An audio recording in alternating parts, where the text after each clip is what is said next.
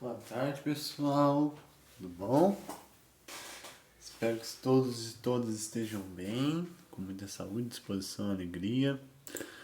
Gente, hoje eu vou mudar um pouquinho o assunto, né, de uma coisa que eu entrei aqui na internet como pessoal, como assim, né, de uma pessoa com assuntos mais da vida, né, reflexão, vivência e tudo mais, tanto que eu contei inúmeros conflitos aqui embaixo, né, no catálogo do vídeo, né, do canal, né, eu pensei assim, poxa, tô falando tanto disso repetitivamente, por que não mudar um pouco para outros ares? E detalhe, ares que eu tenho um hiperfoco muito grande, como é o caso de história, né?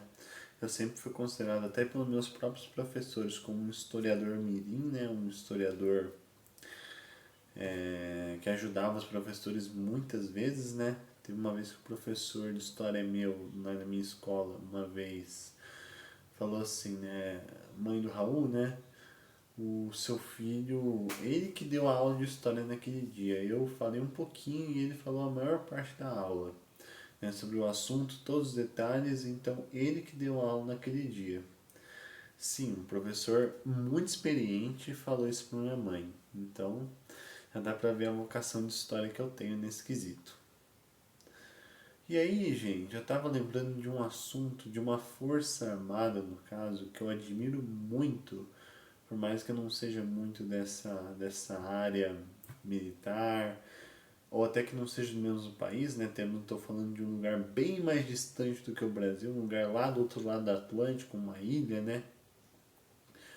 No caso, a Inglaterra, né? A Grã-Bretanha, o Reino Unido, né? Tem vários vídeos aqui no YouTube, né? Contando sobre a diferença entre isso, né? Mas eu chamo de Inglaterra a maior parte das vezes, que é a RAF, né? Royal Air Force, né? Que é a Força Aérea Real Britânica, a primeira força aérea independente do mundo, né?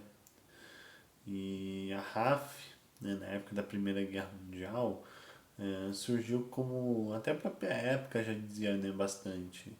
Os aviões não tinham muito como defender, né, carregar armas e tal, né? Então eles usavam mais como observar as posições inimigas e tudo mais, né? No máximo, algumas vezes traziam arminhas, né, melhores, tipo 38 e tudo mais, para tirar o inimigo no ar, mas era bem raro às vezes. A partir, né, do fim da Primeira Guerra Mundial, né, 1920, 1930, os britânicos desenvolveram muitas habilidades, muitas armas como Spitfire, né, vários bombardeios, né, então os britânicos se especializaram muito nesse quesito de aviões, né, eles realmente foram bem precursores nesse quesito. E ainda com uma íntima parceria com os Estados Unidos, né, porque os Estados Unidos são filhos da Inglaterra. Eles são a continuidade da Inglaterra nesse quesito, né? Então eles naturalmente teriam uma relação de amizade maior, né? Então, gente, o que acontece? Quando a Segunda Guerra começou e Hitler decidiu invadir, né, a Inglaterra pelo Canal da Mancha, derrotou o exército francês assim, ó, né, logo no começo da guerra. Então, gente, a Inglaterra, né, se sentiu muito ameaçada nesse quesito e os britânicos foram empurrados, né, quando eles estavam na França, eles foram empurrados para o outro lado do Canal da Mancha, na ilha, né, e graças à Royal Navy e à Royal Air Force, né, a Força Marítima e a Força Aérea Britânica, Winston Churchill permaneceu na guerra praticamente sozinho contra Hitler até 1942, 41, mais ou menos, quando os Estados Unidos entrou na guerra de vez a partir da invasão de Pearl Harbor, né? Então, gente, a Força Aérea Real Britânica, fora, né, na Guerra Fria, né, em caso de Terceira Guerra Mundial, era a RAF já muito mais avançada do que na Primeira e na Segunda Guerra Mundial, iria liderar o ataque europeu contra a União Soviética na época, né?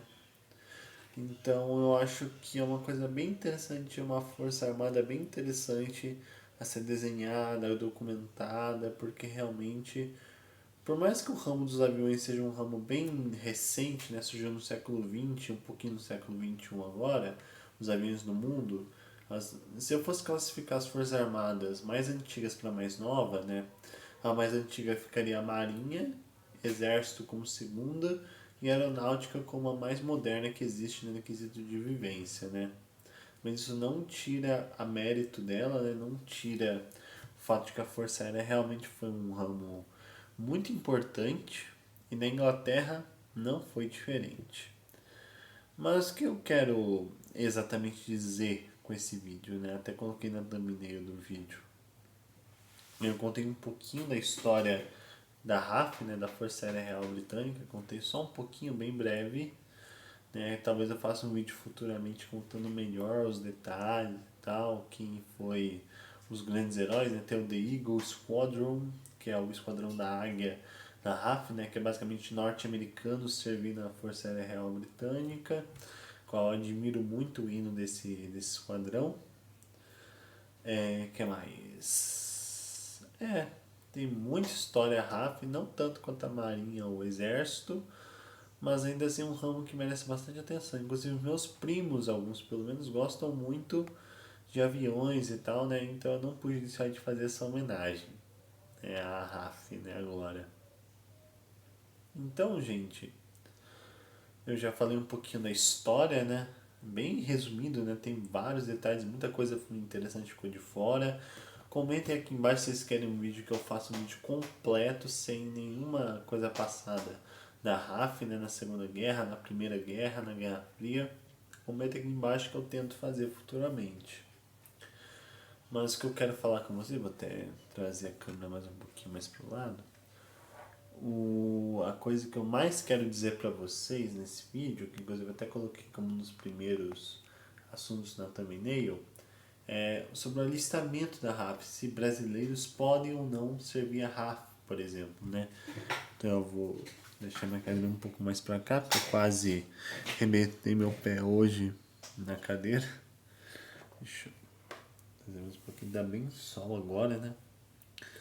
Então, gente, segundo essa pesquisa do Google que eu vi, brasileiros nascidos no Brasil, né? Não brasileiros nascidos na Inglaterra, descendentes de brasileiros, não.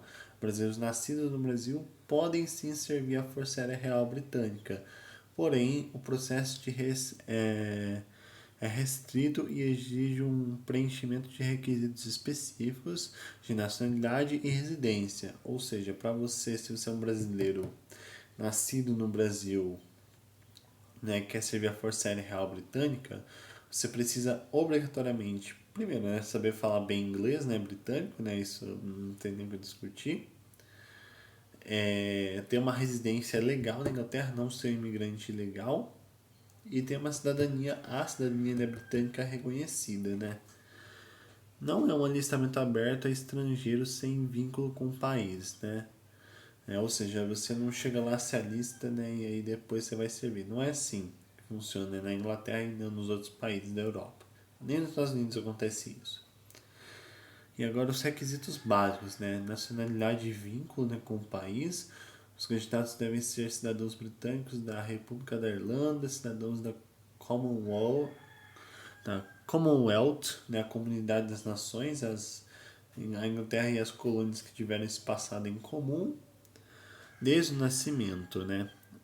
O brasileiro faz parte da... Se o brasileiro não faz parte da Commonwealth, o brasileiro não faz parte da Commonwealth, né? Não faz parte da Comunidade das Nações, no caso, né?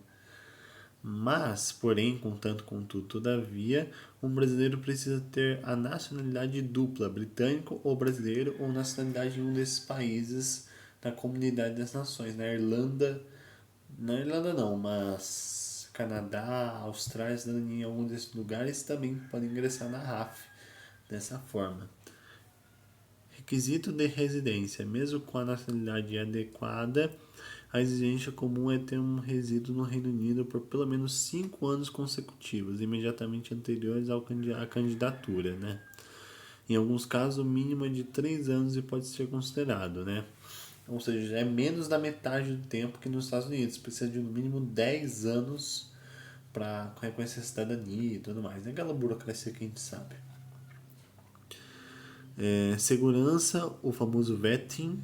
Todos os candidatos passam por verificações de segurança. Brasileiros com a dupla nacionalidade podem enfrentar restrições em certas funções estratégicas que exigem níveis mais altos de segurança, né? Esse é o único ponto que eu não entendi direito, né, segundo essa área do Google que eu estou vendo. Exceções, né? Vamos ver exceções dos casos, né? Estrangeiros que já estão servindo a Forças Armadas no países como Canadá, Austrália, Nova Zelândia e Estados Unidos podem, em alguns casos, solicitar transferência, mas as regras de residência ainda se aplicam a outros candidatos, né?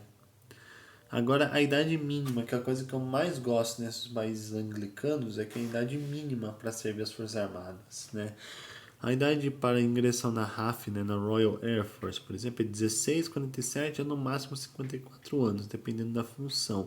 Aviador, né, o soldado ou o oficial. Então, tem uma coisa assim bem legal. Você não precisa, né, chegar lá com 19, 20 e já ser dispensado com 22 anos, por exemplo, como é aqui no Brasil. Não, lá você realmente segue carreira se você se dedicar. Ou seja, um prato cheio, né? Nesse quesito, pelo menos. Em resumo, um brasileiro nato que vive no Brasil não pode simplesmente se alistar na RAF. No entanto, um brasileiro que tem a dupla cidadania britânica ou da Comunidade das Nações e que resida legalmente no Reino Unido há vários anos pode se candidatar, né? Então, né, por que eu estou focando em alistamento, né, não em história tanto? Porque eu vejo assim, né? No Brasil, muitas pessoas estão servindo as Forças Armadas com mais assim, mais por obrigação para depois ser dispensado. Aí eu vejo, só deixa eu colocar aqui, né? Eu vejo, por exemplo, outros países que não falam em línguas diferentes do Brasil, mas que têm possibilidades, né, melhores, né, de salário, de carreira e tudo. Porém, é só saber dominar a língua, né, que não é uma coisa fácil aprender outra língua. Ter a cidadania reconhecida, saber, né, onde morar e tal. Então isso, gente, é toda uma conjugação de fatores, mas no final acaba dando uma possibilidade bem melhor de dinheiro, recursos e também, né, de oportunidades, né, coisa que o Brasil atualmente não está tendo tanto. Aí nesse país pode ser uma ótima opção, né? Para quem tem essa possibilidade, para quem não tem como eu ou está iniciando agora, tem que esperar um tempinho até conseguir. Então é isso, gente. Espero que vocês tenham gostado do conteúdo desse vídeo. Fala aqui pra mim nos comentários o que vocês acharam desse tema, né? Se vocês gostam desse tema, querem ver mais aqui, né? Nesse formato de história resumida, opiniões também, né? Então eu acho que foi um vídeo bem interessante. Tô meio desanimado agora, né? Eu tô bem barbudo, né? Mas eu quero melhorar isso aqui, essa expressão, né? Provavelmente na semana que vem eu vou estar melhor. Mas enfim, gente, muito obrigado pela paciência, por ter me aguentado mais uma vez, né? Espero não tomar muito do tempo de vocês. Se vocês gostaram desse tema, né, que eu quero falar, eu queria ter falado há muito tempo, né? Desde o início do canal. Deixa o like, se inscreva no canal, comenta, né, o que for sua opinião é fundamental sempre. Compartilhe para outras pessoas compartilharem e conhecerem também esse trabalho aqui, né? Que está crescendo no YouTube. E eu acho que é isso, gente. Muito obrigado de coração. Tenham todos uma excelente tarde, uma excelente semana, né? Estamos na segunda-feira. E é isso. Agora eu vou dar comida para meus cachorros.